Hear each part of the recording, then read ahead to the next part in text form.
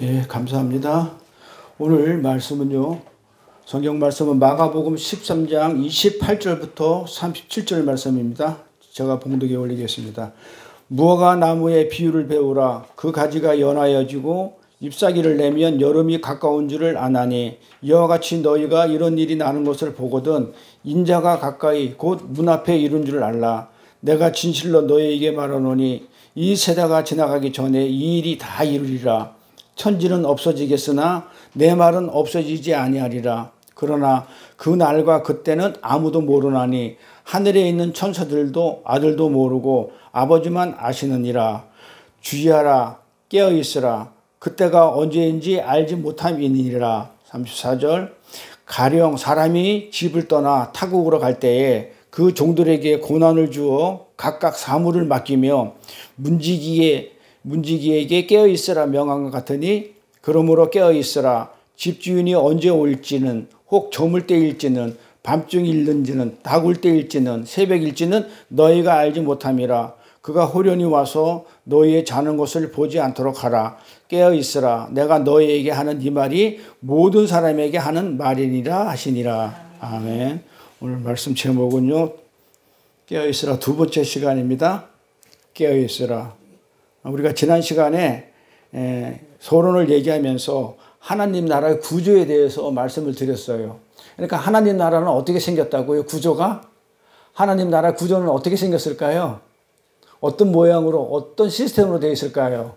앞에 보시면 제가 정리해놨습니다. 하나님 나라의 구조는 어떤 구조로 되어 있냐면, 제가 지난 시간에 이렇게 얘기했어요. 법궤 이외에 법궤를 얘기했어요. 법궤 이외에 시은자, 속죄서 뚜껑. 뚜껑에서는 그 피를 보고 그 안에 죄들이 들어가 있는 자를 용서하는 그런 시스템이다. 그런 구조로 되어 있다 이랬어요. 그래서 하나님 나라의 구조는 그 법궤를 연상하면 됩니다. 그래서 위에는 하나님은 항상 뭐 하는 분으로 계시냐면 용서하는 분으로 계시고 우리는 그 안에서 용서받을 자리에 있는 거예요. 그러니까 쉽게 얘기해가지고 하나님 나라 구조는 그냥 창조주하고 피조물 관계예요. 창조주하고 피조물. 그런데 그 창조주는 항상 우리 피조물을 용서하셔요.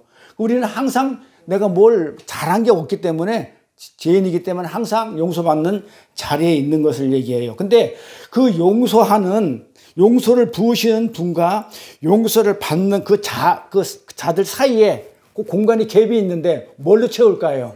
사랑으로.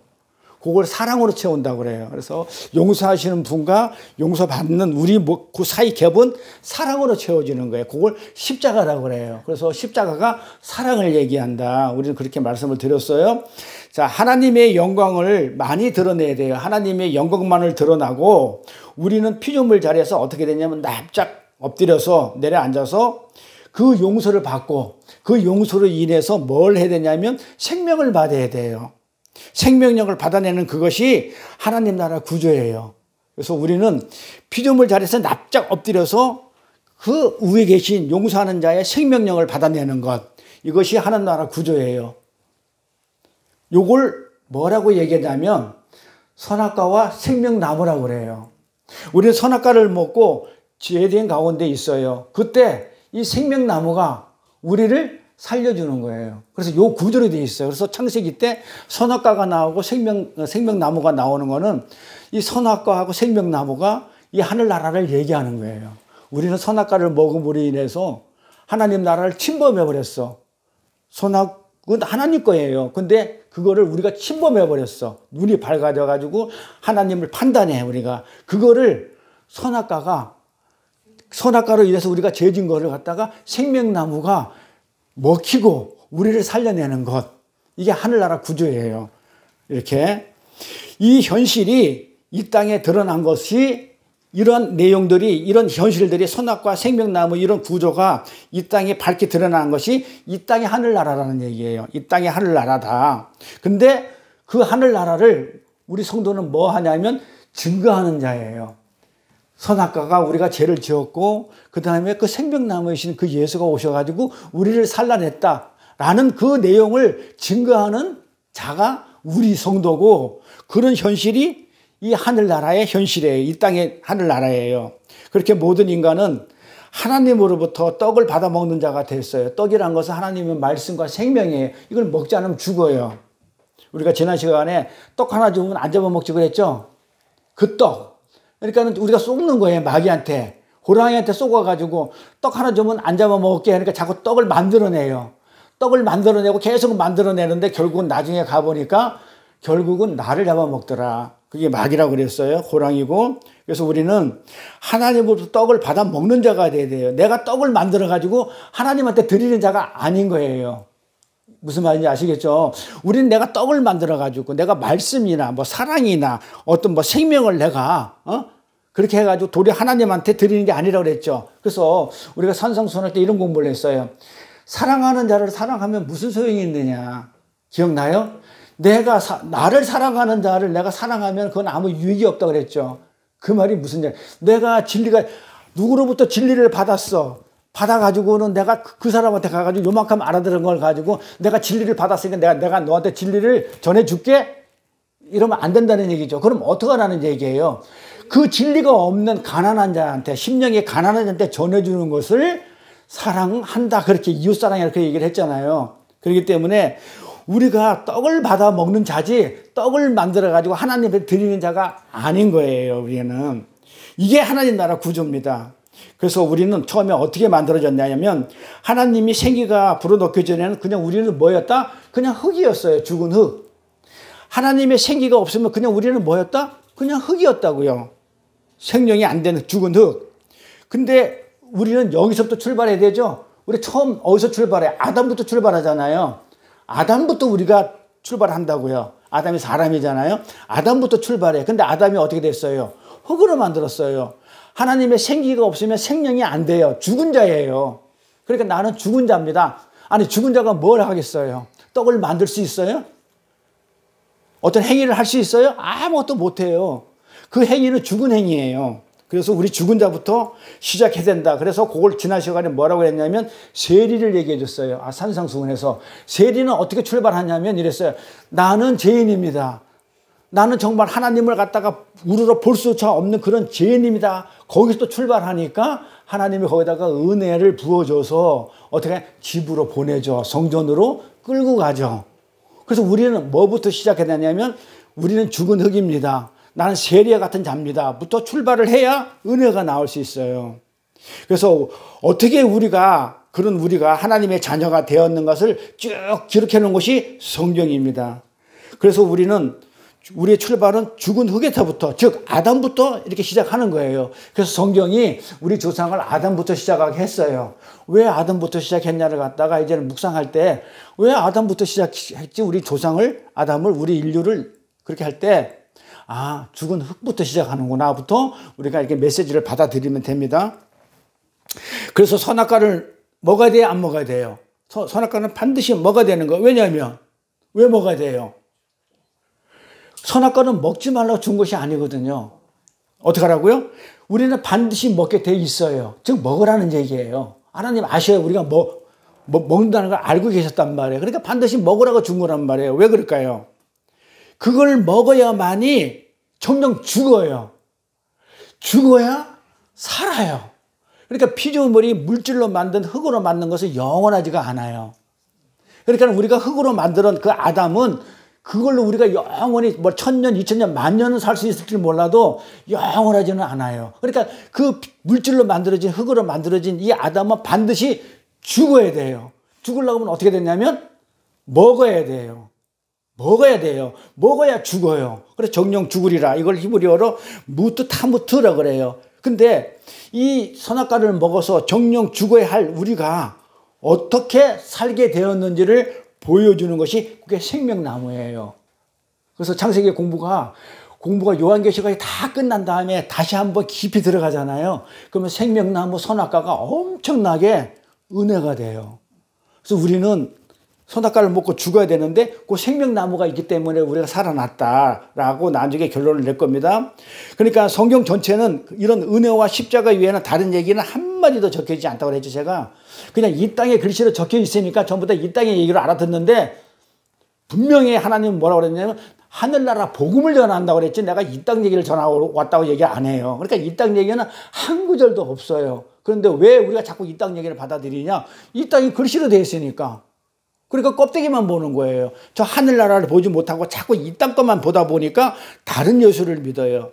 딴 예수를 믿어요. 하늘에 있는 예수가 아니고 그냥 이 땅에서 만들어진 예수를 믿으면서 자기가 천국 간대. 그래서 나는 떡을 만들 수 있는 자가 됐대. 하나님은 떡 못 만든다니까 이렇게 얘기하는데, 그래서 우리는 떡을 못 만들어요. 흙인데, 죽은 흙인데 어떻게 떡을 만들어요? 그래서 우리는 죽은 자기 때문에 떡을 만들지 못한다. 거기서부터 출발하는 게 역사의 시작이에요. 그게 아담부터 시작해가지고 쭉 내려오는 역사의 시작이에요. 그런데 교회들이 그렇고 세상은 뭐라 그러냐면, 마귀들은 뭐라 그러냐면 떡 만들어. 분명히 성경은 너희 떡 못 만들어. 죽은 흙이야. 이렇게 얘기하고 있는데 세상은 뭐라 그러냐면 떡 만들어라. 너희는 떡을 만들 수 있어. 이러면서 계속 체근질하는 거예요. 그게 마귀예요. 세상이고. 근데 그게 그때만 있는 게 아니고 지금까지 오늘날에도 자꾸 선악과를 따먹으라는 이 속삭임이 우리 삶 속에, 우리 역사 속에 계속 반복되고 있어요. 창세기 때나 지금이나 조금 더 설명을 할 거예요. 왜 창세기 때도 그랬고, 아브라함 시대도 그랬고, 모세 시대도 그랬고, 다윗 시대도 그랬고, 왜 똑같이 그렇게 반복되고 있는지, 지금도 우리 속에 반복되고 있는지, 우리 삶 속에 그걸 설명할 건데, 이렇게 우리가 반복되는데, 이 선악과를 따먹으면 어떻게 된다? 하나님처럼 되니까 해봐. 너는 할 수 있어. 자꾸 이렇게 세상이 마귀가 채근거리는 거예요. 근데 여기에 우리가 속아 넘어가요. 왜요? 글씨를 읽다 보니까. 근데 성경은 그렇게 선악과를 따먹고는 나는 내가 떡을 만들어서 생산해서 떡을 바칠 수 있는 존재가 아니라고 그렇게 계속 강조를 하고 있는데, 너는 죽은 자야. 내 생기가 없으면 넌 죽었어. 라고 강조를 하고 있는데, 뭐라고 했냐면 이렇게 하는 거예요. 나는 내가 떡을 만들어 가지고 내가 떡을 하나님한테 바칠 수가 있어. 그런 존재가 되었다고, 그렇게 너스레를 떠는 인간을 갖다가 성경은 뭐라고 얘기하냐면 그걸 산 자가 아닌 죽은 자라고 그러는 거예요.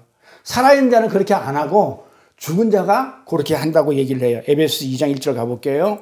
에베소 2장 1절부터 3절까지입니다. 너희의 허물과 죄로 죽었던 너희를 살리셨도다. 그때 너희가 그 가운데 행하여 이 세상 풍속을 쫓고 공중의 권세 잡은 자를 따랐으니 곧 지금 불순종의 아들 가운데 역사하는 영이라.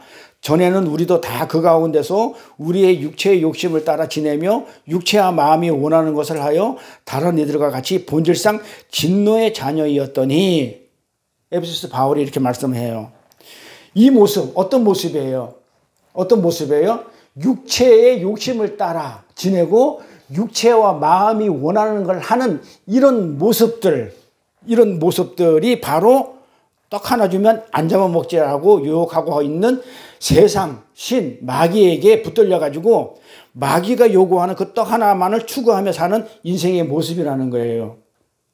떡 하나 주면 네가 뭘 하면 내가 널 살려줄 거야. 내가 널 뭘 하면 복을 받을 거야 하는 그 마귀의 꼬임에 빠져서 어떻게 사냐면 육체의 모습, 육체의 욕심을 따라 살고 육체와 마음이 원하는 대로 그렇게 사는 것이 바로 마귀한테 붙들린 그런 인생의 모습이라는 거예요. 그렇게 죽은 자들은 세상 신에게 속아서 육체의 욕심을 따라서 육체와 마음이 원하는 것을 하면서 떡을 만들어내요. 자꾸 내가 뭘 해요. 행위를 하고 뭘 하고 그것이 뭐라고 얘기했냐면 사도 바울이 죄와 허물로 죽었다고 그래요. 이걸 보고. 그러니까 내가 본질상 진노의 자녀이기 때문에 그러니까 본질상 진노의 자녀이기 때문에 내가 이 죄를, 사도 바울이 그러잖아요. 내 안에는 나오는 것은 죄뿐이 없다고 그래. 내 안에서 뭘 하는 거 전부 다 우리는 인간 쪽에서 보면 뭐 선하고 착한 것처럼 보여도 하나님 보면 전부 다 죄뿐이 없다고요. 진노의 자녀니까, 죄의 자녀니까. 그래서 그러면서 불구하고 뭐 자꾸 만들어내는 그 자체가 죽은 자라고 그러는 거야. 죽은 상태. 뭘로? 죄와 허물로, 죄 때문에. 그게 죄를 짓는 일이니까. 그들은 신을 이용해서라도 내가 먹고 살고 할 그 떡을 어떻게 되냐면 얻어내기 위해서 총력을 기울여요. 하나님을 이용해서 내 유익을 챙기는 데는 총력을 기울인다 이거예요. 그런데 요 그대로 오늘날 기독교가 하나님을 이용해서라도 내가 만든 떡을 계속 만들어가지고 이 땅에서 더 나은 떡, 그것을 얻어내는데 교회들이 총력을 기울이고 있어요. 그러니까 하늘나라에 소망이 있는 게 아니야. 이 땅에서 내가 좀 더 나은 떡을 만들어서 내가 만든 떡으로 좀 더 나은 생활을 하고 싶어가지고 계속 뭘 만들어내냐고요? 떡을 만들어내는 거야. 떡을 만들어내는 거야. 바울은 3절에서 모든 인간은 뭐라고 얘기해요? 본질상 진노의 자녀라고 얘기해요. 날 때부터 뭐라고요? 진노의 자녀라는 거예요. 잘 들어보세요. 진노의 자녀라는 얘기는 죄의 종을 얘기해요. 그러니까 읽을 때 진노의 자녀, 마귀의 자녀, 마귀는 죄를 대표해요. 죄의 자녀니까 종. 그러니까 죄의 종을 얘기해요. 진노의 자식은. 자, 그러면 생각해 보세요. 종은 주인에게 속해져 있죠. 종은 누구 거예요? 주인 거잖아요. 주인 소유잖아요. 부속품이에요. 그러니까 봐봐요. 그러니까 종이 하는 행위는 누구 거야? 주인 거죠. 주인이 누구야? 죄죠. 죄잖아요. 그러니까는 우리가 진노의 자녀이기 때문에 내가 종이야. 우리는 종이야. 죄는 주인이야. 마귀야. 그러면 죄의 종이야, 우리가. 죄의 종이니까. 그러면 죄의 종이니까 종이 하는 행위가 뭐예요? 우리가 하는 행위가 죄의 종이니까 죄의 것이죠. 죄가 누구야? 주인이죠. 그러니까 우리는 뭐예요? 그러니까 우리가 하는 행위 전체가 뭐라고요? 죄라는 거예요. 그래서 뭐라고 하니까 죄의 종인 인간이 행하는 모든 행위는 그 어떤 모양을 하고 있더라도 죄의 거예요. 주인 거예요. 내가 하는 행위는 죄의 종인, 죄가 주인이고 종은 나니까 주인 거니까 내가 하는 거는 종은 주인에 속했으니까 그러니까 내가 하는 행위는 전부 다 뭐야? 죄 짓는 거라 이 말이에요. 그 바울이 그렇게 해요. 내 안에 나오는 것은 전부 다 죄뿐이 없다. 그래서 간디나 수바이처 행위가 죄라고 하는 거예요. 그들은 하나님을 몰랐거든요. 간디도 몰랐고 수바이처는 신학자예요. 그럼에도 불구하고 뭐라고 그랬냐면 예수님은 하나님의 아들이 아니라고 그랬어요. 예수님은 하나님이 아니라고 그렇게 악영향을 미친 신학자가 슈바이처였어요. 그들이 다 죄인인 거예요. 그래서 죄라고 그러는 거예요. 그러니까 그들이 선한 행위를 했어요. 하지만 그게 뭐다고요? 죄에서 나온 거기 때문에 죄예요. 죄의 종이니까. 하나님을 믿지 않으면 죄의 종의 진노의 자녀라 했다니까요. 마귀의 자식이기 때문에 마귀가 하는 행동을 했다는 얘기예요. 그래서 마귀의 애들이 슈바이처나 간디나 이런 애들이 그렇게 연결이 되는 겁니다. 그래서 그런데 오늘날 교회가 그 슈바이처를 닮아가지고 착한 일을 행했다 하는 겁니다. 세상으로부터 칭찬을 받겠다는 거예요. 그래서 그걸 가지고 건전한 교회, 건강한 교회라고 하는데 좀 웃기는 이야기란 말이에요. 진짜 성경을 들여다보면 진짜 웃기는 거예요. 왜 슈바이처를 닮아요? 제가 여기 아시는 목사님한테 누구를 얘기를 해가지고 제가 한번 이렇게 분노한 적이 있는데 왜 우리가 그걸 닮아야 돼? 그 사람을, 그 훌륭한 사람을 닮아야 돼? 우리는 예수 닮기도 그냥 바빠 죽겠는데. 그래서 수바이처를 닮아서 착한 일을 하자, 이거는 전부 다 뭐 하는 거예요? 세상으로부터 칭찬을 받겠다는 거예요. 그래서 건전한 교회가 되자, 건강한 교회가 되자. 근데 하나님이 그 속을 들여다볼까요? 안 들여다볼까요? 들여다보면서 뭐라고 하시겠어요? 제가 까르마토프의 형제들 사준다고 그랬죠? 그 책에 보면 나오죠. 칭찬을 받겠다는 것인데 뭐라고 그래? 들여다보면서 진짜 너희들이 내 영광을 위해서 그 일을 하는 건 맞아? 아니잖아. 너희 교회 자랑하고 싶은 거잖아. 너희 목사 자랑하고 싶은 거잖아. 지금 너 자랑하고 싶은 거잖아. 그게 전부 다 뭐라고 그랬다고요? 그게 죄라고 그랬다고요. 그렇게 우리는 떡을 생산하고 축적해서 내 행위로 떡을 만들어가지고 축적해가지고 내 생존과 행복에 이르려 하는 모든 인간에게서는 뭐뿐이 안 나온다? 죄밖에 안 나온다는 거예요. 죄의 종이었다고 그러잖아. 죄 얘기 아니라니까요. 우리는 본질상 그래요. 본질상 누구의 자녀다고요? 진노의 자녀, 죄의 자녀예요. 죄의 자녀가 짓는 일이라고 죄뿐이 없다니까요. 그래서 우리는 죄밖에 나오지 않는다는 것을 우리는 알고 있어야 돼요. 그래 은혜가 나와요. 정말 우리는 본질상의 자녀였는데, 진노의 자녀였는데, 죄의 종이었는데 어떻게 내가 신분이 바뀌어가지고 하나님의 자녀가 됐는지 우리가 이걸 알아야 되거든요. 글쎄 그런 걸 마귀에 속한 자의 상태이기 때문에 진노의 자녀는 뭐다? 죽은 자의 상태라는 거예요. 그런데 1절에서 보니까 뭐라고 그래요? 여기서 죽었던 너희가 살았다고 그래요. 그렇게 죽었던 너희가 살았대. 그러면 살았다는 게 무엇인지 알아야 되잖아요. 뭘 보고 살았다고 그러는 거예요?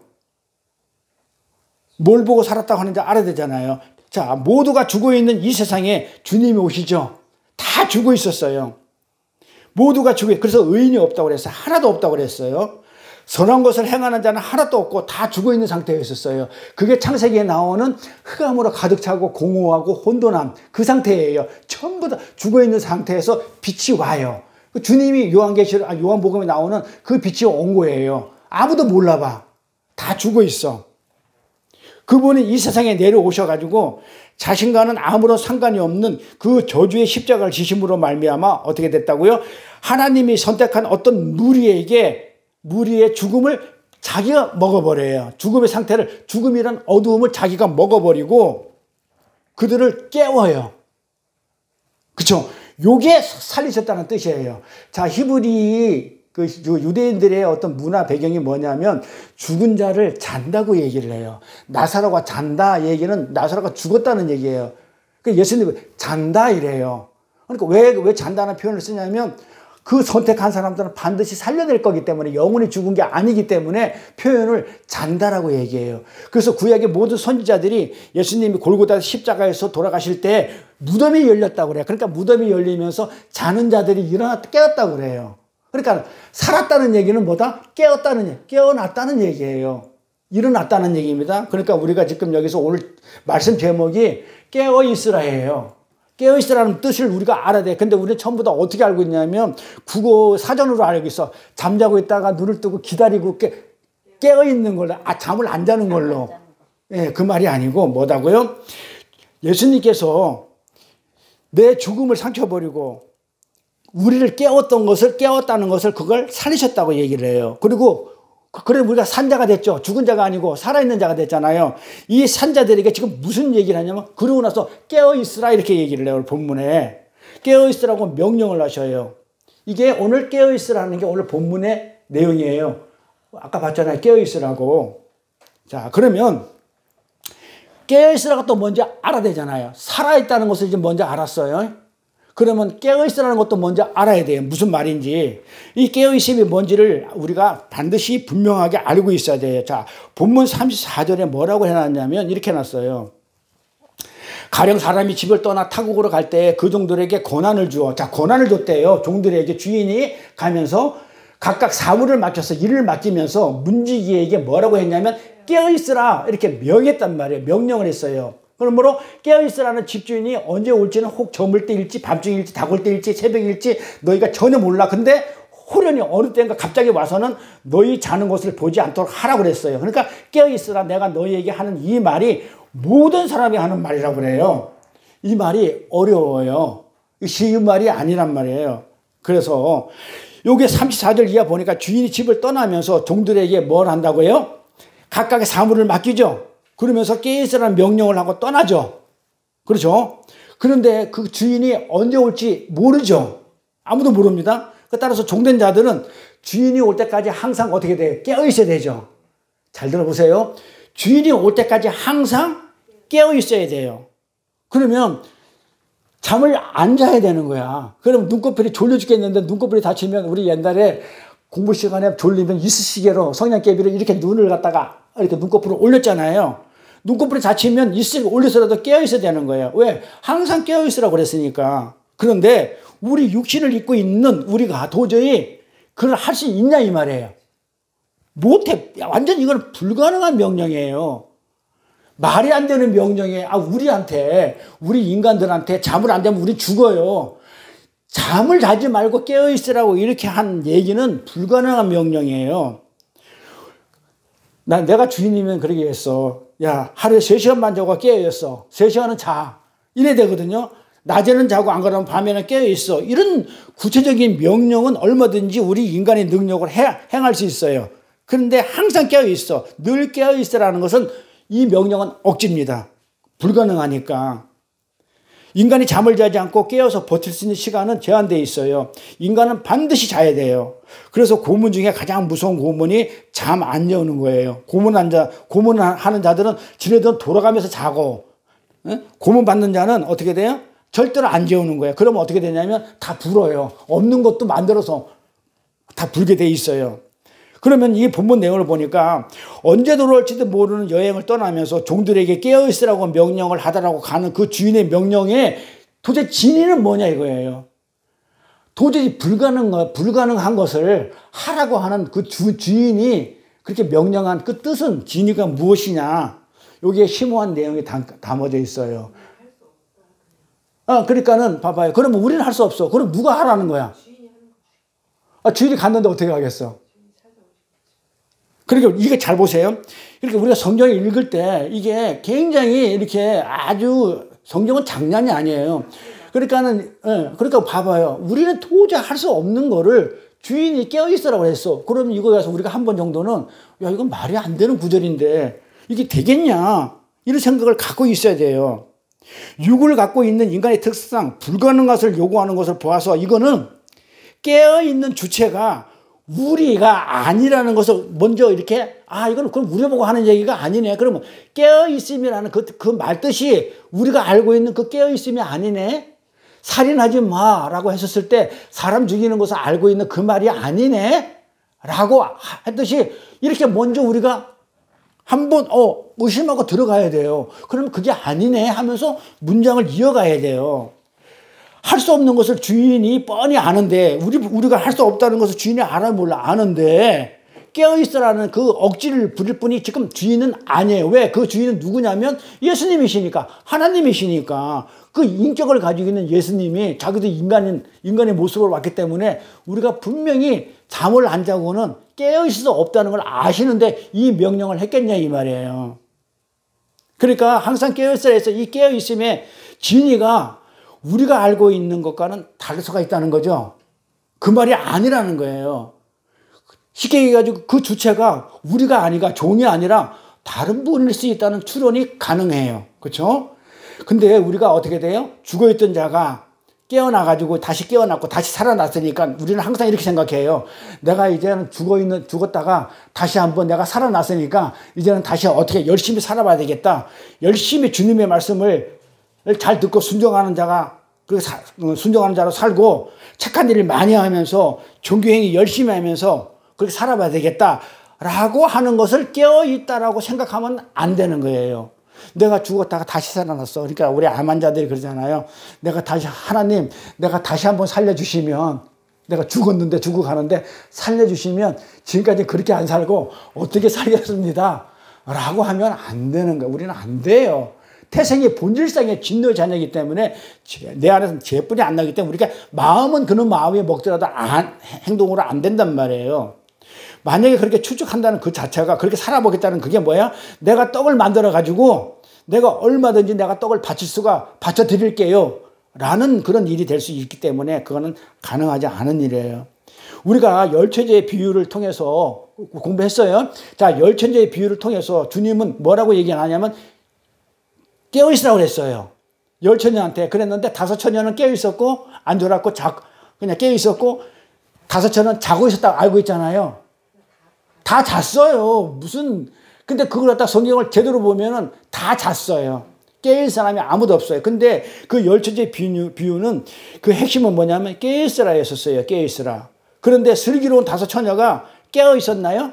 자고 있었다니까요. 그런데 그들이 깨어 있는 자로 여김을 받았죠. 깨어 있기 때문에 어떻게 돼요?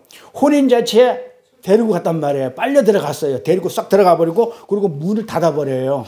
이렇게. 그런데 그들이 깨어있는 자로 여김을 받은 것 뿐이에요. 깨어있지 않았어요. 그러니까 우리가 지금 깨어있다는 얘기는 내가 뭘 해가지고 깨어있고 그런 부분이 아니에요. 우리가 알고 있는 그런 깨어있음이 아니고 이 깨어있는 자로 여김을 받아가지고 이 다섯 처녀가 슬기로운 처녀가 혼인잔치에 빨려 들어가는 것 그리고 문이 닫혀요. 자고 있었는데 신랑이 와서 들어와 이랬단 말이에요. 다 졸고 있었어요. 근데 신랑이 와서 다섯 명한테는 들어와 이랬다고. 그리고 나머지 어리석은 자들은 기름이 살아간 사이에 어떻게 했냐면 문을 닫아버려요. 자, 그들이 눈을 뜨고 있었기 때문이 아니고 누가 끌고 간 거래요? 혼인잔치로? 문 안으로? 신랑이 끌고 간 거예요. 다 잤다니까요.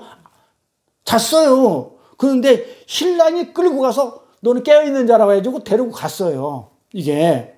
그래 놓고는 뭐라고 그냥 신랑이 끌어당겨 놓고는 깨어있다고 그렇게 쳐줘요. 그리고 뭐라고 또 붙여주냐면 슬기로운 처녀라고 그렇게 기록을 해줘요. 성경에다가. 너는 슬기로운 처녀야. 이들이 슬기로웠어요? 아브라함이 믿음이 있었어요? 근데 믿음이 조상으로 만드는 게 전부 다 주인이 하는 일, 하나님이 하신 거예요. 그러면서 우리들한테도 그러는 거예요. 자, 열처녀의 비유를 들어가지고 설명을 하면서 그러면서 우리 보고도 뭐라고 그래? 너희들도 그런 게 똑같이 깨어있으라 이란단 말이에요. 그렇죠? 그러면 우리가 깨어있으라 하면 그 슬기로운 처녀처럼 하면 되죠? 맞잖아요. 아이, 슬기로운 처녀가 자고 있었어. 근데 주님이 끌고 들어가서 혼인잔치로 딱 들어가가지고는 너는 깨어있는 자 이렇게 해줬단 말이야. 그러면 우리 보고 너 깨어있어 그러면 슬기로운 처녀처럼 하면 되죠. 그러면 뭐야? 자고 있으면 되죠. 맞잖아요. 자고 있었잖아 슬기로운 처녀가.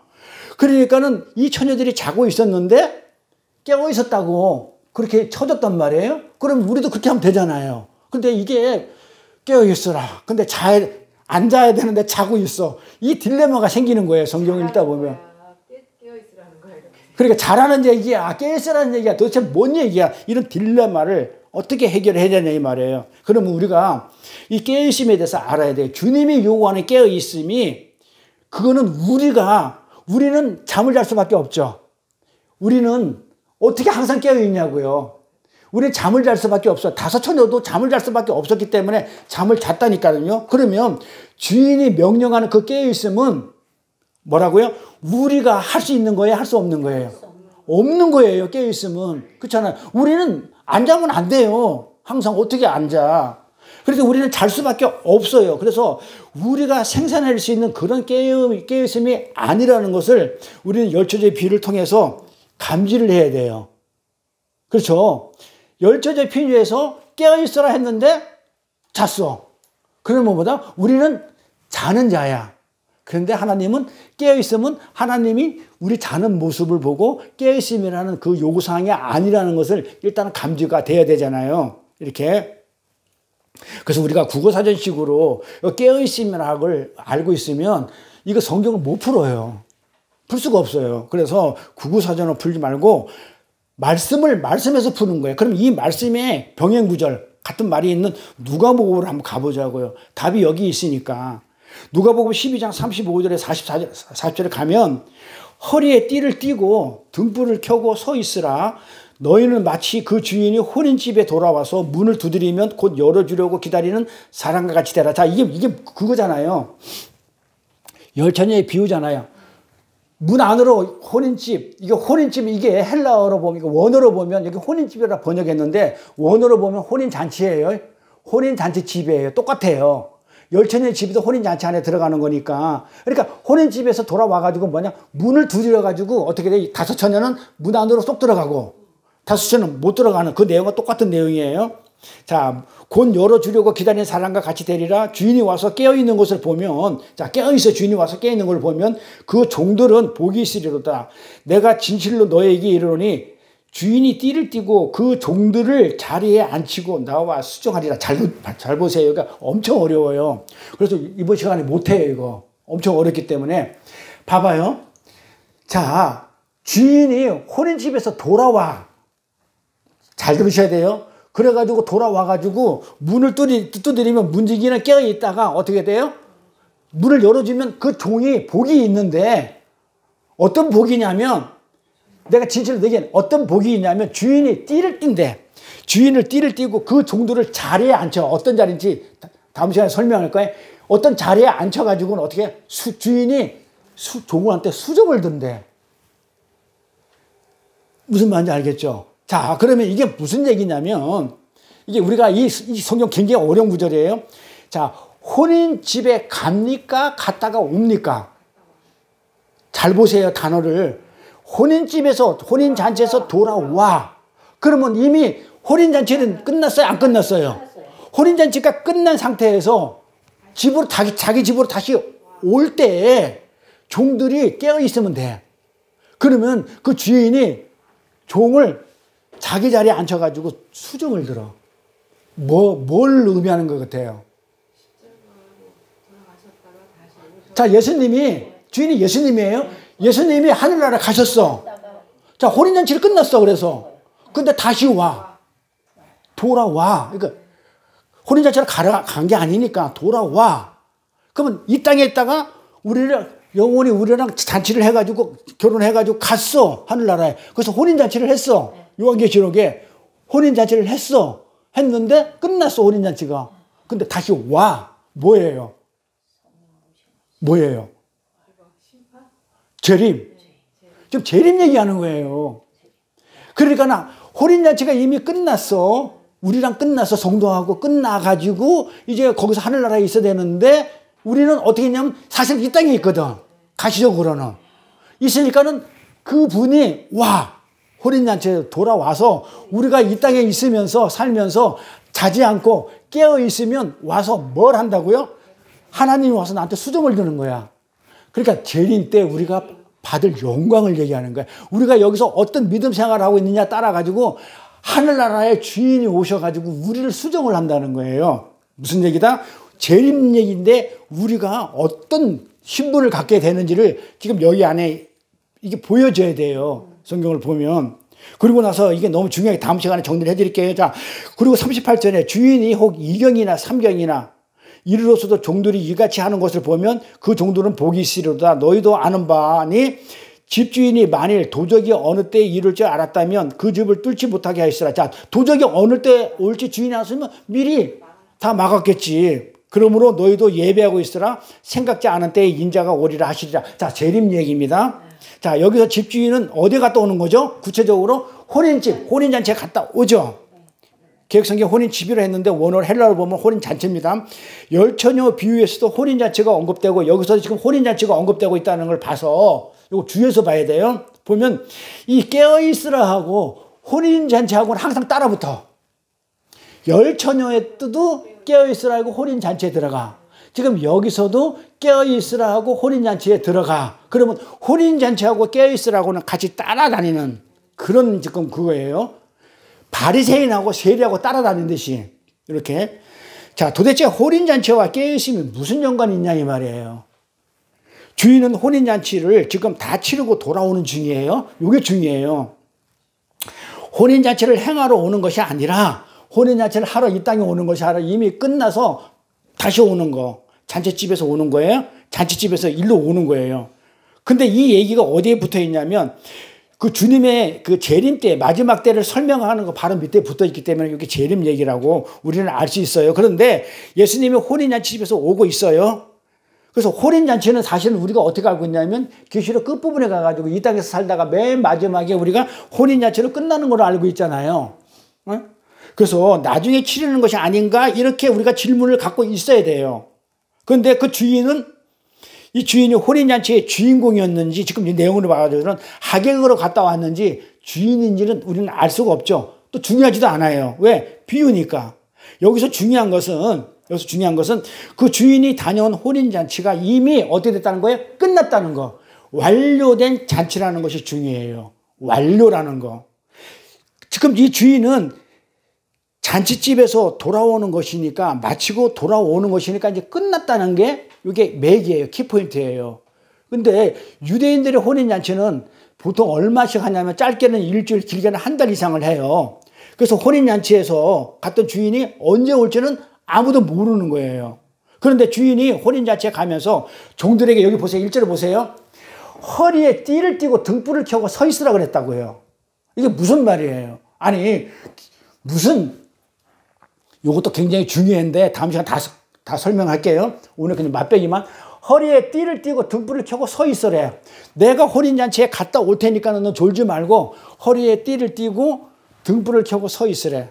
요 구절 어디서 봤어요? 요 구절이 있어요. 구약에. 어디 있어요? 허리에 띠를 띠고 있으라는 얘기가 있어요. 명령이. 출애굽기 12장 11절에 가면 6월절 얘기가 나와요. 6월절에 어린 양을 잡아가지고 신을 신고 어떻게 되냐면 빨리 가야 되기 때문에 이걸 갖다가 띠를 미리 그러니까 뭐 하고 있어야 되냐면 띠를 띠고 준비하고 있다가 바로 주인이 오면 바로 튀어나가야 돼요.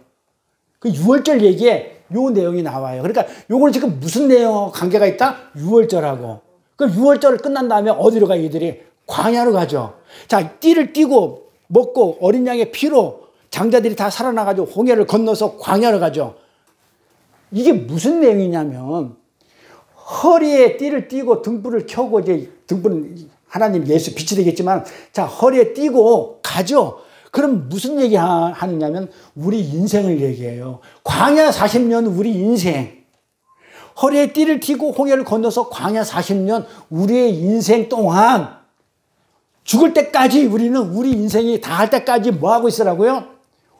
자지 말고 기다리고 깨어 있는 거예요. 지금 그 얘기를 하는 거예요. 그러니까 이 내용을 보면서 그냥 허리에 띠를 띄었다? 한 개도 지금까지 궁금하지도 않았고 알 필요도 없었고 뭐 그렇게 하는가 보다 풍속이 그 말이 아니고 6월절 구원 받아가지고 구원 받은 자들이 어떻게 한다고요? 우리 인생 광야 40년 그 인생 동안을 그렇게 기다리고 있어야 돼요. 왜? 언제 올지를 모르는데 허리에 띠를 띠고 등불을 들고 문 앞에 서 있으라고 그렇게 해요. 그러니까 내가 주인 같으면 교대로 서 있으라고 해도 할까 말까 한데 이런 억지가 어딨냐 이 말이에요. 그런데 이 명령을 듣는 지금 뭐라고 얘기하냐 모든 종들이 깨어있으라고 그래. 모든 종이야. 아까 어디 갔어? 아까 모든 종들이야. 저 본론에 가면 모든 종들이 나만 그런 게 아니고 모든 종들이 깨어있으라는 거예요. 37절에 자 마가복음 37절 가볼게요. 뭐라 하는다. 자 깨어있으라 내가 너에게 하는 이 말이 지금 이렇게 한 말이 뭐다고요? 모든 사람이 하는 말이라고 그래요. 모든. 그러니까는 주인을 기다리는 모든 자는 깨어 있어야 된다고 하는데 그렇다면 이제 깨어 있음이 뭔지 이제 알아야 되겠죠. 그렇죠? 뭘 보고 깨어있으라고 하는지 아까 우리 열처녀의 비유에서도 보면 이 깨어있음이 우리가 깨어있을 만한 존재가 안 되잖아요. 근데 뭘 보고 깨어있으라고 하는지 이제 확실히 알고 가자는 거죠. 이제 우리가 이 말씀의 의미를 오류를 범하지 않기 위해서는 이 비유의 배경을 반드시 알고 있어야 돼요. 자, 그러면 이 배경이 뭐냐면 혼인잔치가 지금 어떻게 됐다는 거예요? 마쳤다는 거죠. 배경이 그거예요. 이 혼인잔치의 완료성이에요. 그러니까 혼인잔치는 완료됐다는 겁니다.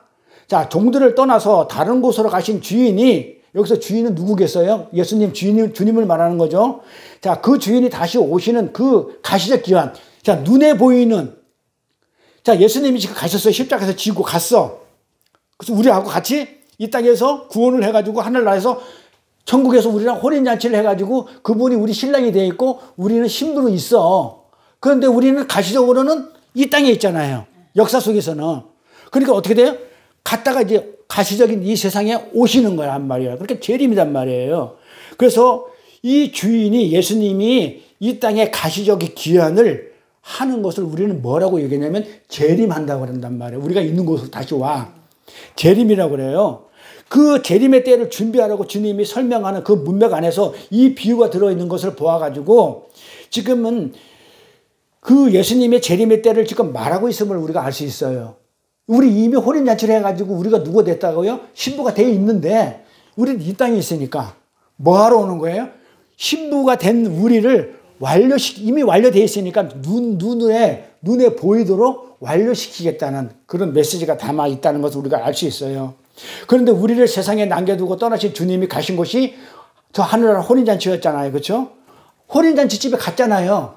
갔다가 다시 오는 중이잖아요. 그리고 그 잔치집에서 돌아와 그분이 계셨던 곳으로 지금 다시 내려오시는 거예요. 그러니까 열처녀 비유와 오늘 비유를 이제 합쳐보면 주님은 이미 완료된 혼인잔치 집에서 이 혼인잔치를 종결하기 위해서 주님이 온다는 것을 우리가 알 수 있죠. 예수님은 십자가 지면서 우리랑 연합되어 있죠. 그래서 혼인잔치를 해가지고 하늘나라에 가 있죠. 그런데 우리는 가시적으로는 안 가고 여기 남아있죠. 그러니까 어떻게 한다고요? 여기 남아있는 우리한테 와가지고 지금 뭐 한다고요?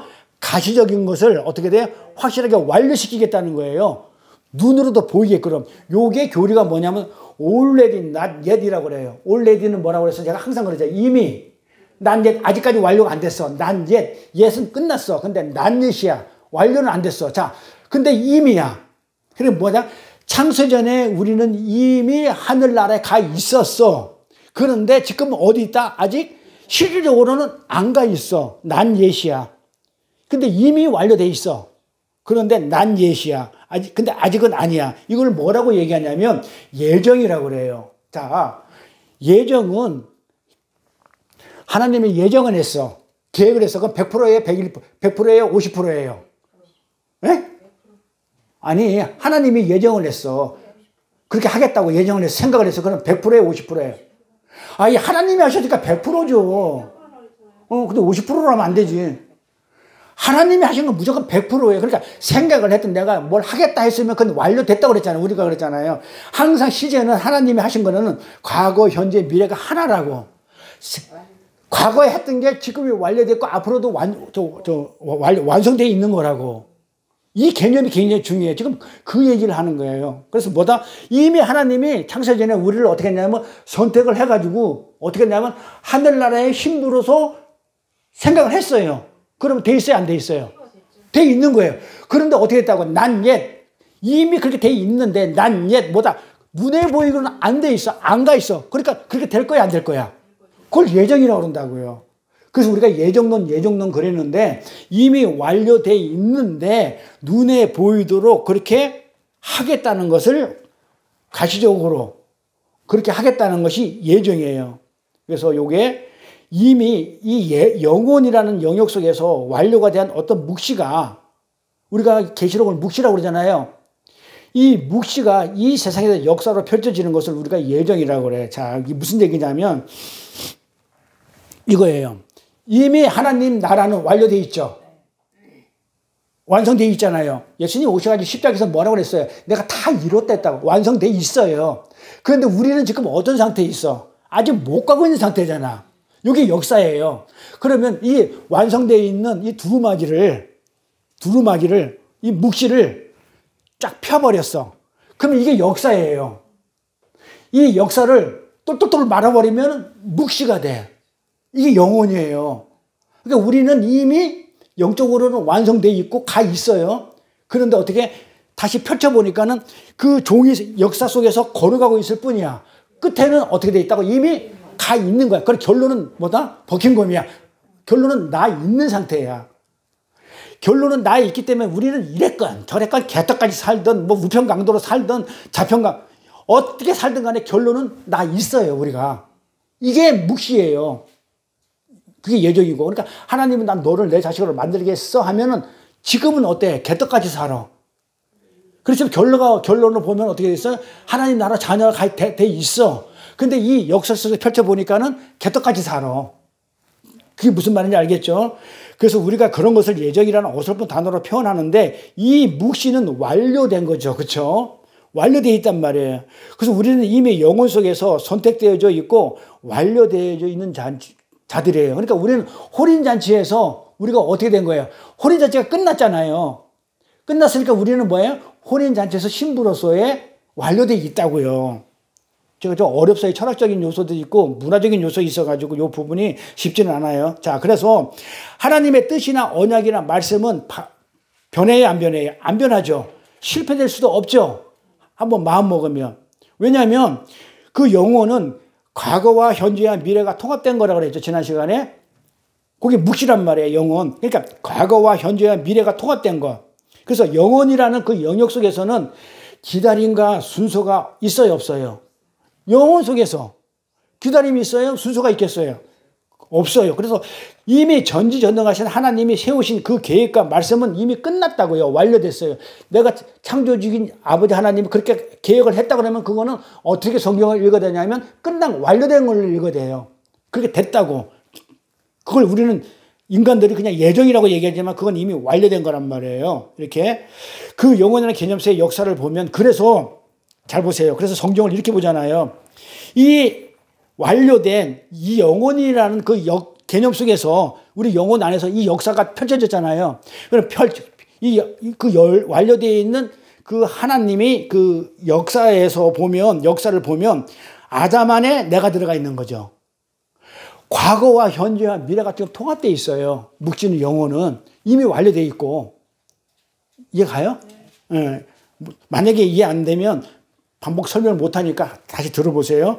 자, 이렇게 영혼은 묵시는 과거와 현재와 미래가 통합되어 있기 때문에 순서가 있어요, 없어요? 없잖아요. 기다림도 없고 순서가 없죠. 과거, 미래, 현재라는 순서가 필요 없다니까요.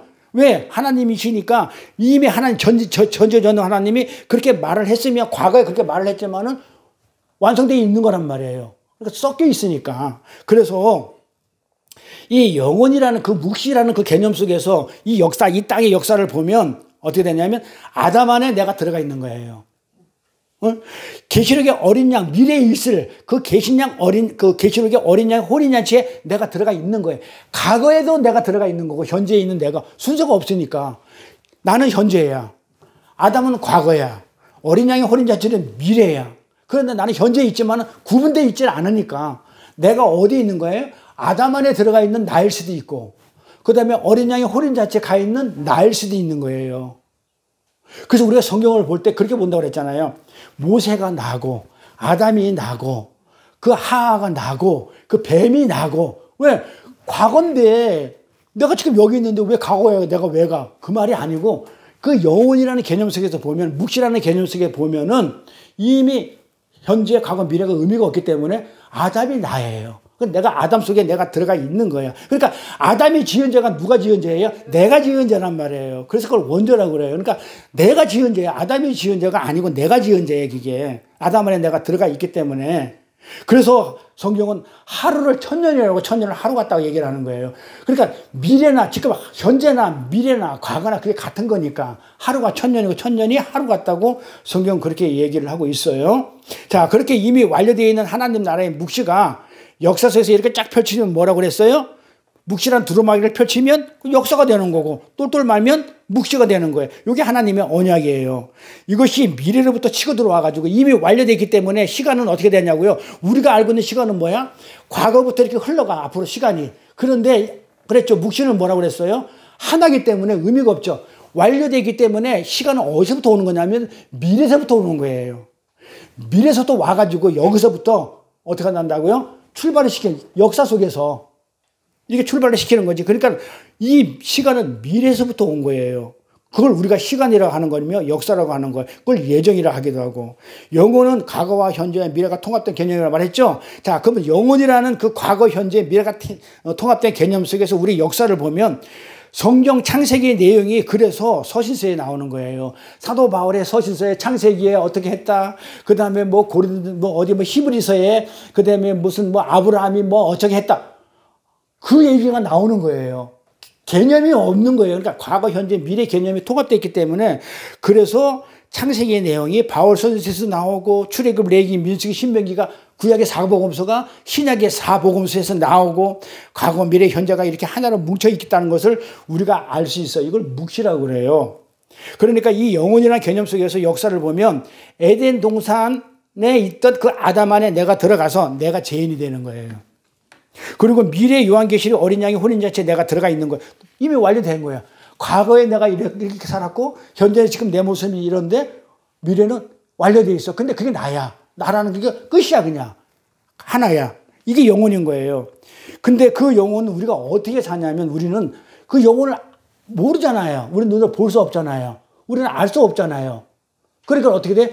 성경에 기록된 그 말씀으로 우리가 영혼이라는 것은 어떤 것인지 감을 잡고 나가는데 이걸 믿음이라고 그러는 거예요. 그 믿음으로 우리는 영혼을 살아요.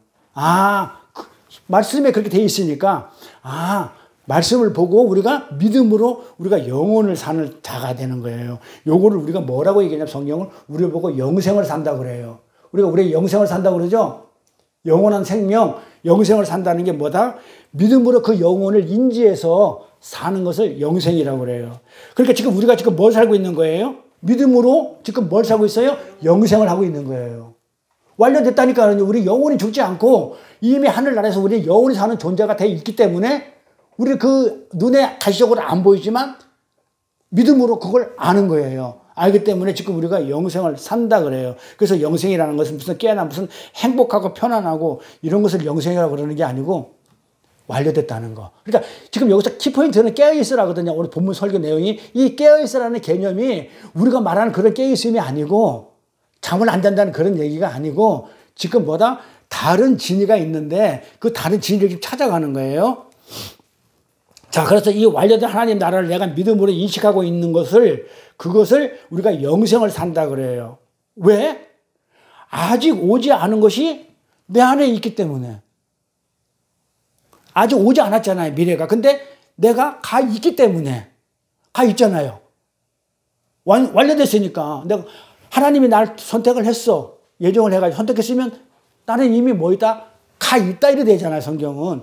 그렇기 때문에 나는 지금 여기에 있지만 어떻게 한다고요? 가 있다는 거예요. 그렇기 때문에 내가 영생을 사는 거예요. 이 땅에서. 그래서 역사는 순서를 가지고 차곡차곡 쌓아가는 것처럼 보이는데 이렇게 우발적이고 우연적인 것들에 의해서 마치 럭비공이 막 스스로 막 생명력을 발휘하면서 이리저리 튀고 있는 것처럼 보이지만 사실은 뭐다? 하나님의 말씀 그 언약 속에서 이미 완료된 거예요, 역사는. 그쵸? 완료되어 있는 것이고 우리가 눈에 보이는 그 가시적으로 지금 펼쳐지고 있는 것 뿐이에요. 근데 눈에 보이는 요거는 일시적인 것이고 뭐다? 결국은 완료된 거란 말이에요. 그게 역사예요. 그래서 오늘 이 어린 양의 혼인잔치는 이미 완료된 잔치죠. 그래서 아까 뭐라 하냐면 혼인집에서 돌아온다. 끝나고 돌아오는 거예요. 완료됐다는 걸 얘기하는 거예요. 그래서 완료된 잔치인 것입니다. 그래서 이 텔레스스타이라고 그랬죠. 예수님이 뭐라고 그랬다고 십자가에서 다 이루었다. 완료됐다. 분명히 얘기했다가 다 이루었다. 다 이뤘다. 테텔레스스타이 이렇게. 그래서 우리가 지금 내가 가지고 있는 행위나 가지고 있는 게 없어. 떡이 없어. 이걸 하나님한테 못 내놓는다고 해가지고 내가 호랑이한테 잡혀 먹히겠냐고요. 완료됐잖아요. 있든 없든 간에 나는 어떤 과정 속에 있든 간에 지금은 없는 것처럼 보여도 어떤 연유가 됐든 간에 나는 가 있으니까 호랑이라는 그 마귀한테 잡혀 먹었을까 안 잡혀 먹었을까요? 안 잡혀 먹는다고. 근데 자꾸 마귀는 떡을 내놓으면 안 잡아 먹을게. 떡 주면 안 잡아 먹을게. 그러니까 자꾸 떡을 만들어냈단 말이에요. 우리가. 그랬는데 우리는 그게 아니고 뭐라고요? 이미 완료된 자기 때문에 내가 떡이 있든 내가 떡을 만들지든 못 만들든지 내 행위를 하든지 뭘 하든지 간에 우리는 이미 완료됐기 때문에 호랑이가 우리를 못 잡아먹어요. 그런데 인간들이 무서워가지고 자꾸 떡을 내놓는 거예요. 호랑이가 무서워가지고 자꾸 떡을 만들어내는 거예요. 두려워하는 거예요. 착한 일을 안 하면 벌벌 떨려. 이게 모르는 거예요. 말씀을 모르니까 떨리는 거예요. 구원에 확신이 없는 거예요. 말씀을 모르니까. 그래서 교회 하루 안 나가면 주일 성서 하루 안 빠면 저도 옛날에 그랬어요. 그래서 우리 애가 교통사고 난 줄 알았어요. 그렇게 자꾸 주일 성서 하루 빼먹으니까 하나님이 나한테 무슨 해코짓 하나? 이래서 벌벌 떠는 거예요. 그래서 자꾸 떡을 끊임없이 만들어내는 거예요. 안 잡아먹을 것 같으니까. 떡 내놓으면 안 잡아먹을 것 같으니까. 떡 하나 주면 안 잡아먹을 것 같으니까 그 행위를 안 하면 내가 어떻게 된다고? 잡아먹힌다고 착각을 하니까 자꾸 만들어내는 거예요. 그러니까 뭐가 없다고요?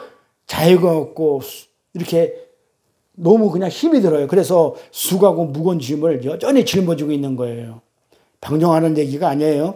자, 어떻게 성도라는 사람이 하나님의 은혜의 깊이도 모르면서 자기의 잘남과 착함과 선함을 먼저 챙기려고 하고 어떻게 자기의 열심을 먼저 챙기려 하느냐 이 말이에요. 어떻게 자기의 종교 행위를 먼저 챙기려 하는 거냐 이 말이에요. 그러니까 그 하나님의 은혜들을 모르면서 자기 떡을 만들어 놓은 걸 가지고 그걸 가지고 구원을 이루겠다? 그걸 가지고 하나님한테 점수 따겠다? 우리는 그거 가지고 점수 따는 게 아니란 말이에요. 뭘 가지고 점수 딴다고요? 죄리 같은 사람, 난 죄인입니다. 하나님의 은혜가 그 콩고물이 없으면, 그 부스러기가 없으면 난 살 수가 없는 존재입니다. 하실 때 긍휼히 여겨주고 사랑이 나오잖아요. 그래야 사랑이 와요, 나한테. 그 하나님의 사랑이. 그 사랑을 받아가지고 또 옆 사람한테 흘려줘야 되는 것이고, 이웃사랑이고. 그런데 그거는 어디 가고 없고, 자기의 열심을 먼저 챙기고, 자기의 착함과 선함을 드러내고, 그 왜 그럴까요? 그거는 칭찬받고 싶어서예요. 목사에게 칭찬받고 싶고 교인들에게 칭찬받고 싶고 세상에 칭찬받고 싶다는 거예요. 그래서 일간지 신문에서 칭찬하는 교회는 이 시대에 건강하는 교회가 이렇게 되어버렸어요. 근데 에레미야서 보면 뭐라고 그러냐면요. 세상이 칭찬하는 것은 거짓 선지자라고 그랬어요. 성경은. 세상은 절대로 참 선지자를 칭찬을 안 해요. 왜? 세상은 공중의 권세 잡은 자가 다스리는 나라고 우리는 하나님 나라에 다른 나라가 있는데 다른 나라의 적군이 이쪽 적군을 칭찬할 리가 없는 거예요. 그래서 에레미야서는 그런 거예요. 눈물의 에레미야서가 그러는 거예요.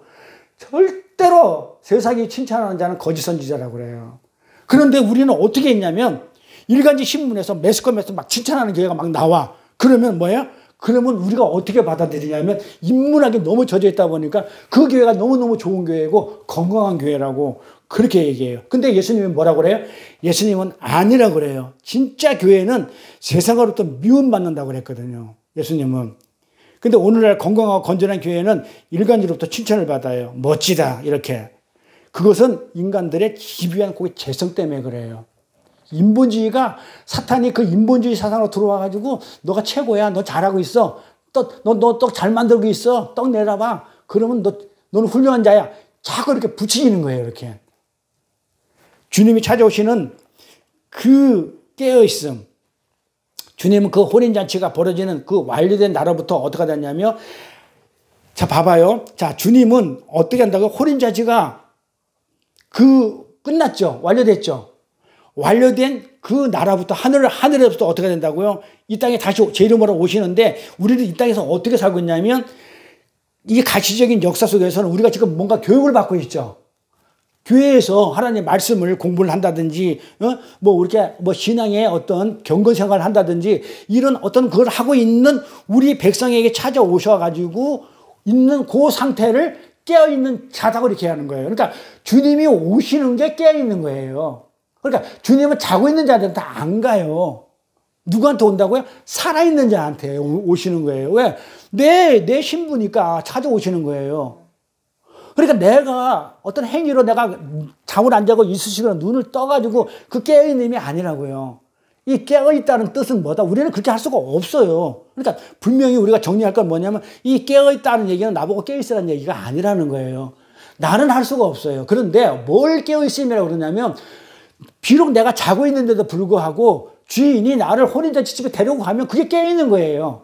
깨어있다 여겨주는 거예요. 그러니까 주님은 어떻게 되냐면 주님이 찾아오시는 그 자리가 나를 들어서 구원해주는 그 자리가 깨어있는 자리라는 거예요. 그게 깨어있음이에요. 그러니까 우리가 성경에서 말하는 깨어있음하고 국어사전에 나오는 깨어있음하고 다른 거예요. 그래서 우리는 안 잘 수가 없어요. 국어사전식으로. 그런데 우리는 자요. 그러지만 주님이 찾아와가지고 우리를 깨어있는 자라고 여겨주는 거. 이 깨어있음의 주체는 나의 주님이에요. 그 주님이 되는 거예요. 주님이 찾아와가지고 깨어있는 나를 데리고 가는 거예요. 다시 재림해서 데리고 가면 그게 깨어있음이에요. 열천에 비유해서. 주님은 우리가 떡을 얼마만큼 만들어냈느냐에 근거를 해가지고 많이 만들어서 찾아오는 게 아니라는 거예요. 그런데 왜 자꾸 깨어있으라고 그 깨어있음이 떡을 많이 생산해내고 있는 상태라고 그렇게 사람들을 설득하고 있냐 이 말이에요. 배우고 생각하지 않기 때문에 그래요. 근데 마귀가 이걸 노려요. 생각을 안 하고 살기 때문에 우리가. 이 역사의 종말, 마귀는 그러거든요. 이 역사의 종말 생각하지 마. 뭘 그렇게 생각해? 그냥 봐. 자꾸 봐. 신비한 거 봐. 체험해봐. 뭘 자꾸 생각해? 네가 봤잖아. 들었잖아. 자꾸 마귀는 이렇게 속삭여 주는 거예요. 우리를 뭐하게 못하게, 생각하지 못하게, 못 배우게 하고 생각하지 않게 만들어. 그냥 봐. 뭘 골잡게 생각해. 그냥 봐. 너 신비한 거 보면 되잖아. 이런 거예요. 그러나 배우고 우리는 생각해야 돼요. 깨어있으라는 주님의 말씀은 우리가 지켜내야 할 그런 명령이기보다는 성령이 임한 자들에게서 나오는 필연적인 자세예요. 성령이 임하면 반드시 공부하게 되어 있고 반드시 진리를 알고 싶어 해요. 그래서 어떤 행위를 하고 막 그러지는 않아요. 그러니까 성령을 임한 자들에게 나오는 필연적인 그런 자세이기 때문에 그 깨어있으라는 이 주님의 말씀은 주님이 성령이 임했기 때문에 주님이 찾아오는 그 자리란 말이에요. 그래서 우리는 주님이 찾아오면 그 진리를 붙들려고 그래요. 그 예수를, 그 사랑을 우리가 알려고 그러지 뭘 하려고 하지를 않아요. 그래서 구원은 이 깨어있으라는 그 행위, 내가 죽어도 내가 이쑤시개로 내 깨어있어야지 라는 이 행위를 전제해서 우리가 쟁취할 수 있는 것이 아니라는 겁니다. 우리는 이미 구원되기로, 이미 혼인잔치로 완료됐기 때문에 이미 우리는 구원되기로 작정한 자들이기 때문에 깨어있음이라는 과정을 통과했나요? 안 했나요? 이미 우리는 통과했어요. 그러니까 우리는 깨어있어라 그 얘기를 우리의 명령으로 받을 필요가 있어요? 없어요? 없어요. 그래서 되지도 않고 그래서 그건 주님의 명령이 아니라는 거예요. 주님이 깨어있는 자리로 오겠다는 게 너희는 깨어있으라요. 그건 나를 맞이해라. 진리를 알고 있어라. 생각하고 있어라. 이 깨어있음이라는 과정을 우리는 이미 통과했기 때문에 왜? 혼인잔치는 이미 완료된 잔치니까 그 깨어있는 자가 혼인잔치에 들어가는 거기 때문에 그래서 혼인잔치하고 깨어있음이라는 게 어떻게 한다고요? 항상 따라 붙는다고 그랬죠. 깨어있는 자만 혼인잔치에 들어가 하늘나라에 가. 그럼 우리는 깨어있어야 되는데 내 행위로는 깨어있어요? 못 깨어있어요? 이쑤시개를 한다고 깨어있나요? 항상 못 깨어있죠. 그리고 어떻게 한다고요? 나는 못 깨어있고 자고 있는데 주님이 오셔가지고 열처제의 비유처럼 어떻게 한다고요? 깨어있는 자리로 옮겨주는 거예요. 그리고 슬기롭다고 여겨주는 거고. 떡 하나 주어서 앉아만 먹히게 하는 게 아니라 성도는 이미 우리는 잡아먹힐 수 없는 그런 존재로 이 세상에서 왔어요, 우리는. 그러니까 우리가 대단한 존재예요. 우리가 뭘 자꾸 만들어가지고 안 잡아먹히는 게 아니고 우리는 호랑이가, 마귀가 우리는 잡아먹을 수 있다, 없다? 없는 존재로 우리가 왔다니까요, 완료된 상태로. 그럼에도 인간들은 열심과 노력으로 떡을 내놓아야 잡아먹히지 않는다는 그런 사고가 죽어있는 상태라고 아까 뭐라고 그랬어요? 죄와 허물로 죽은 자라고 사도 바울이 얘기했던 거예요. 알미니안주의 이게. 하나님은 뭐라고 얘기하냐면 율법과 제사를 줬죠. 뭐라고 했어요? 하나님은 지키면 살고 못 지키면 죽는다. 이런 명령과 함께 뭘 줬다고요? 이스라엘에게 율법과 제사라는 걸 주셨거든요. 그러니까 마귀는 어떻게 이걸 곡해하냐면 잘 보세요. 하나님은 어떻게 한다고요? 율법과 제사를 어떻게 하라고 하면서 줬다고요? 지켜. 못 지키면 죽어. 이랬단 말이에요. 맞죠? 그래서 그리심산에서 드리는 것, 그 다음에 에발산에서 축복과 저주 하잖아요. 지키면 축복, 안 지키면 저주 하면서 율법을 준단 말이에요. 그래서 하나님은 지키면 살고 못 지키면 죽는다는 명령과 함께 이스라엘 사람에게 율법과 제사라는 걸 주셨어요. 자, 그러면 뭐야? 우리가 금방 또 돌아가가지고 이 생각을 안 하니까, 아, 맞아. 지키면 떡 하나 주면 안 잡아먹어. 또 내가 떡을 안 만들어내면 잡아먹을 거야. 이렇게 돌아간단 말이에요. 생각을 안 하는 거야. 그런 것 같단 말이에요. 그러니까 지켜. 내가 살려줄게. 과연 하나님이 율법과 제사를 그런 의도로 주셨냐 이 말이에요. 근데 이 마귀가 요거를 그렇게 의도적으로 왜곡을 시켜놨어요. 요렇게. 어떻게 왜곡을 시켰다고요? 떡 하나 주면 안 잡아먹어. 율법을 지키라고 그랬어. 제사는 드리라고 그랬어. 희생제는 드리라고 그랬어. 그러니까 문자 그대로. 근데 하나님이 과연 지키지도 못할 율법을 주면서 그렇게 하라고 했겠냐 이 말이에요. 지키지도 못할 깨어있음을 그렇게 하라고 했겠냐 이 말이에요. 하나님 뜻은 거기에 없다는 거예요. 그러니까 우리가 생각 안 하면 하나님 뜻을 모르는 거예요. 그러니까 하나님 의도는 그게 아니죠. 뭐예요? 하나님은 율법과 제사를 뭘로 주냐면요. 선악과와 생명나무로 주셔요. 뭐예요? 율법이. 무화과 잎으로 가리잖아요. 율법의 선악과예요. 율법과 제사. 율법이 뭐냐면 선악과예요. 먹지 마 이랬단 말이에요. 잘 들어보세요. 선악과 먹지 마. 정령 죽으려고 그랬죠. 근데 인간 먹어요, 안 먹어요? 왜 먹어요? 먹지 말라 했는데. 하나님이 분명히 먹지 마 그랬어요. 먹으면 죽는다 그랬어요. 근데 인간이 먹어요, 안 먹어요? 먹죠? 왜 먹어요? 먹지 말라 했는데. 우리 인간은요, 그걸 안 먹을 수가 없어요. 무슨 얘기다? 인간은 그거 안 먹을 수가 없어요. 인간은 꼭 따먹어야 돼요. 왜요? 우리는 하나님의 말씀을 지킬 수 있는 존재가 아니라는 거예요. 그래서 창세기에서 선악과 보면서 그냥 아이고 그냥 선과이다 이렇게 보지 마시고 선악과 먹어 그랬는데 왜 따먹었지? 아, 우리는 절대로 하나님의 말씀을 지킬 수 없는 존재구나. 그게 선악과예요. 존재가 그렇단 말이에요. 우리는 하나님의 말씀을 절대 못 지켜요. 그래서 인간은 따먹어요. 그래서 죄가 되는 거예요. 그래 다시 살리는 게 생명나무예요. 그래서 선악과 있고 생명나무가 같이 따라 나오는 거예요. 우리는 인간이기 때문에 하나님의 말씀을 지킬 수가 없어요. 그때는 어떻게 된다? 이 생명나무가 이 선악과를 덮어야 되죠. 동물의 가죽이 무화과 이파리로 가린 것을 덮어버리듯이 은혜가 덮어가지고 어떻게 한다고요? 선악과를 성취해서 완료시켜버려요. 해가지고는 어떻게 해요? 죽어야 할 자에게 이 생명나무가 먹혀요. 나무가 우리한테 먹혀가지고는 어떻게 하냐면 우리가 살아나는 거예요. 그럼 생명나무는 죽어 살아요. 생명나무는 없어져 버리고 우리가 사는 거예요. 요게 제사예요. 제물이 되는 거예요. 생명나무가 제물이 되는 거. 요게 제사예요. 그래서 하나님이 주신 의도는 율법과 제사를 주신 거는 율법을 주신 건 너희는 못 지켜. 반드시 먹게 돼 있어. 그러니까 선악과는 먹지 마 했지만은 눈이 그러잖아요. 그래 맞죠. 하나님이 전지전능한데 인간이 그걸 먹을 줄 몰라가지고 동산 주황 가운데 만들어 놨을까요? 그런 거 먹지 말라 했을까요? 그 말이 아니에요.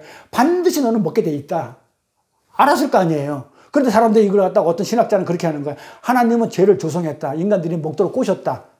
보암직하고 먹음직하고 탐스럽게 만들었다. 이렇게 얘기를 해요. 마귀가 들어가니까, 유혹당하니까 하와 눈에 멀쩡했던 그 선악과가 보암직하게 보이고 탐스럽게 보이고 먹음직하게 탐욕이 들어가서 그렇게 보인 거란 말이에요. 처음부터 그렇게 안 보였다고요. 아담은 그렇게 보지도 않았고.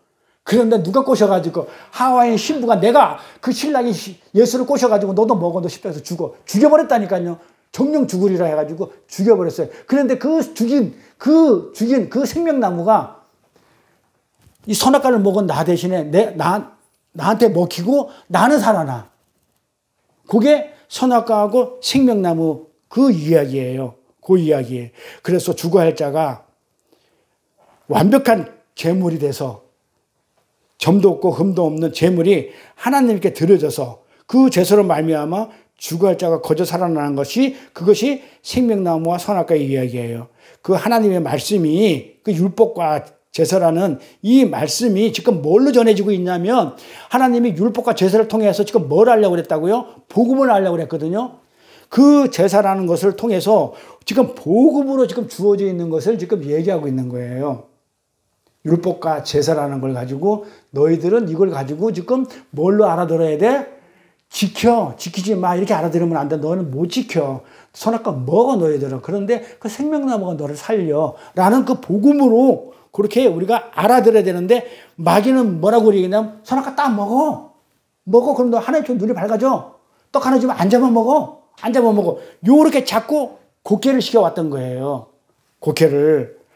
그래서 지금 우리가 이 기독교가 그 인본주의 사상에 들어오다 보니까 하나님의 신본주의하고 인본주의가 짬뽕이 돼가지고 이게 비빔밥이 돼버렸어요. 말씀이. 그러니까는 하나님 말씀만 전하면 너무 딱딱한 거예요. 하늘나라 얘기 가보지도 않고 알지도 못하는 걸 하면 너무 딱딱하고 힘이 들어. 그런데 이 세상 얘기는 잘 아는 거야. 비벼놓고 짬뽕으로 만들어 놓으면 맛있는 거야. 근데 거기에 와글와글 사람들이 가 있어. 이게 마귀가 했던 거예요. 야, 떡 하나 주면 안 잡아먹지. 이렇게 곡해를 했어요. 그래서 바리새인들이 어떻게 했어요? 그래서 뭐 했다고요? 떡. 내가 떡을 만들어야 돼. 내가 뭐 해야 돼. 떡 만들어야 돼. 하면서 그 율법을 지키려 했던 거예요. 하나님은 율법을 지키라고 준 게 아니죠. 선악과는 그냥 먹지 말라고 해가지고 얘들이 안 먹는 게 아니죠. 먹으라고 준 거죠. 근데 바리새인은 못 알아듣는 거야. 그러니까 떡 하면서 그걸 떡을 만들어냈던 거예요. 그래서 오병이의 기적에서 하나님이 뭐라고 얘기하냐면 예수님이 그 떡 가지고는 안 돼. 너희가 가져온 그 보리떡 가지고는 안 돼요. 그 떡 가지고는 안 되죠. 부정한 거야. 짐승들이 먹는 거야. 안 돼, 그거 가지고. 그래서 축사를 해요. 하늘에서 내려오는 그 떡을 주셔요. 그게 하늘의 떡. 그래서 오병에서 말하는 그 떡은요, 하늘의 떡이신 그 생명의 떡을 얘기해요. 그러니까 그 생명의 떡이 끝없이 넘쳐난다. 그런 의미예요. 그래서 오늘은 이제 깨어있으라는 의미만 다 잊어버려도 좋으니까 이 깨어있으라는 것은 우리 행위로 깨어있을 수가 있다, 없다? 없다. 그러면 뭐다? 예수님이 찾아오는 그 자리가 완전 혼인잔치라서 완료를 해가지고 다시 찾아오는 그 자리가 깨어있습니다. 그러면 내 혼인잔치를 갔다가 왜 돌아오느냐면 뭐 하기 위해서 완료되어 있는 것을 가시적으로 보여주기 위해서 요걸 재림이라고 그런다. 그래서 예수님은 반드시 재림을 한다, 안 한다? 온다. 재림해가지고 우리를 가시적으로 눈에 보이는 그 혼인잔치로 우리를 초대해 갑니다. 가가지고 결국은 심판을 하신다. 결론적으로. 그런 내용을 이해하시고 다음 시간에 약간 본론을 더 보충해가지고 그 다음 시간에 결론을 낼게. 아까 중요한 건 뭐라고 그랬어요? 띠를 뜨고 여기 요거 주인이 띠를 띠고 그 종들을 자리에 앉히고 수종을 한다. 재림하면 우리가 이런 상태에 있다는 거 결론으로 이렇게 낼 겁니다. 그래서 이렇게 한번 이해가 안 가면 철학적인 요소가 많으니까는 그 이해 안 가면 다시 한번 들어보시면 그렇게 어렵지 않으니까는 이해될 겁니다. 기도하겠습니다. 하나님 아버지 복되고 거룩한 성회를 허락하셔서 아버지의 사랑하는 아들 딸들이 이렇게 귀한 성전에 모여서 찬양과 경배로 예배를 드립니다. 하나님 나라의 구조는 하나님의 영광만을 드러나고 우리는 피조물 자리에서 납작 내려앉아서 그 용서와 생명력을 받아내는 것이며 그것이 선악과 나무와 생명나무이고 이 현실 속에서 우리는 그것을 증거하는 자임을 알게 하시고 진노의 자녀인 제종인 저희들을 깨어있는 자로 여겨주시고 이미 완료되어 있는 혼인잔치에 불러주셔서 영생을 살게 해주신 주님의 은혜와 사랑을 깨닫고 찬양과 감사로 영광을 드러내는 저희들의 믿음의 삶이 될 수 있도록 인도하여 주옵소서. 감사드리며 거룩하신 우리 주 예수 그리스도 이름 받들어 기도드려 싸움나이다. 찬송 주님의 약속하는 말씀에서